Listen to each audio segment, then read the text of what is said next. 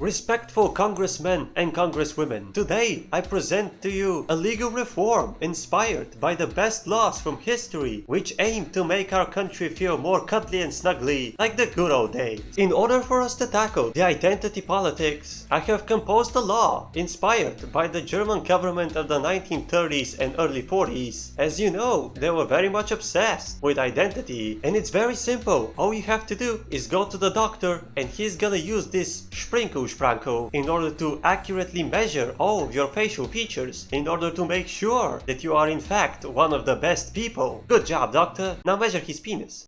Come on, let's make sure he's one of the best. What do you mean this is not part of the law? Ah man, the people who wrote this didn't have any balls. I'm gonna remedy that. Measure the penis. Okay, next law. Now don't you hate it when you drink your beer in a bar and all of a sudden Georgi walks in and says, "Hello comrades, I have a great joke about Comrade Stalin."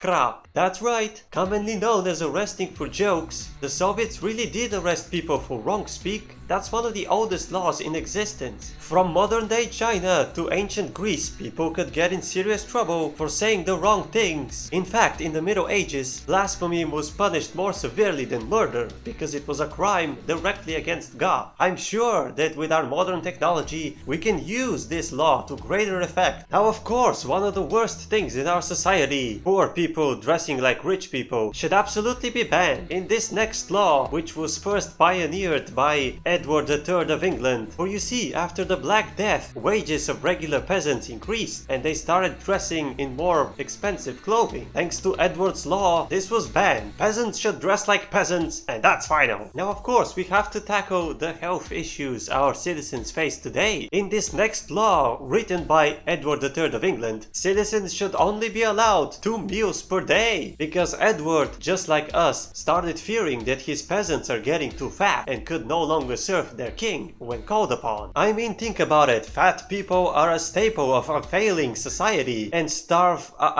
more disciplined meal-taking societies are clearly far more successful. This next law that I'm going to propose will absolutely equalize the rights of animals in our country. That's right, just like the Middle Ages, I propose we give animals the rights to be persecuted and executed. Just like the Middle Ages, a killer horse is still a killer, and therefore, if proven guilty, should absolutely be executed. And now, before someone from PETA finds out my address and sends me an envelope filled with anthrax, I'm going to propose the next law. The ancient Roman law of abusive singing. That's right, if you sing abusive songs or are just bad at singing, you can get severely punished. My God's a witness, there's a whole list of singers who sing so bad they deserve the death penalty. However, this list is incomplete. You can help by expanding it.